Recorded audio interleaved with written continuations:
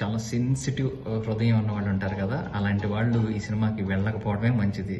వెళితే తట్టుకోలేరు. చిరంజీవి టీవీ ప్రేక్షకులకు నమస్కారం. నేను ఈరోజు మీ ముందుకు ఇలా రావడానికి కారణం ఏంటంటే, బచ్చలమల్లి మూవీ రివ్యూ గురించి చెప్పడానికి మీ ముందుకు వచ్చాను. ఈ మూవీలో అల్లరి నరేష్ గారు హీరోగా, అమృత అయ్యర్ హీరోయిన్ గా నటించారు.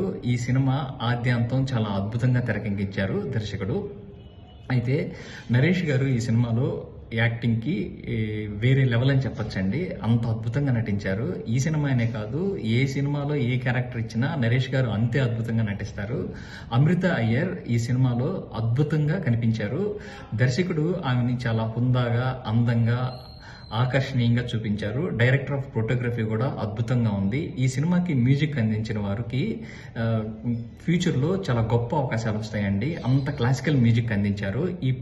ఈ సినిమాలో నాకైతే 2 పాటలు బాగా నచ్చినాయి. అందుట్లో అదే నేను అసలు లేను అనే సాంగ్ ఒకటి ఉంటుంది. ఆ సాంగ్కి లిరిక్స్ చాలా చాలా బాగా రాశారండి.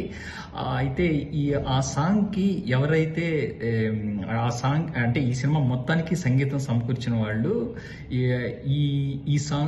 ఈ ఒక్క లిరిక్ కి మాత్రం చాలా అద్భుతంగా బాణీలు సమకూర్చారు. అంతే అద్భుతంగా ఆ పాటను పాడారండి. చాలా చాలా బాగా పాడారు. చాలా ఫీల్ అవుతూ పాడారు. అయితే ఈ సినిమా నరేష్ గారు గుండెల్ని పిండేశారు అనడంలో ఎలాంటి సందేహం లేదండి. ఈ సినిమా కథ నేను చెప్తే మీకు టేస్ట్ పోతుంది. ఒకసారి వెళ్ళి చూడదగిన సినిమా ఇది.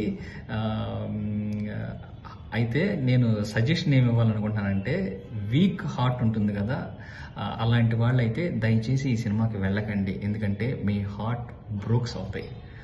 అది అంటే చాలా సెన్సిటివ్ హృదయం ఉన్న వాళ్ళు ఉంటారు కదా, అలాంటి వాళ్ళు ఈ సినిమాకి వెళ్ళకపోవడమే మంచిది. వెళితే తట్టుకోలేరు. మీ గుండెల్ని పిండేస్తుంది ఈ సినిమా అనడంలో ఎలాంటి సందేహం లేదు. Thank you so much.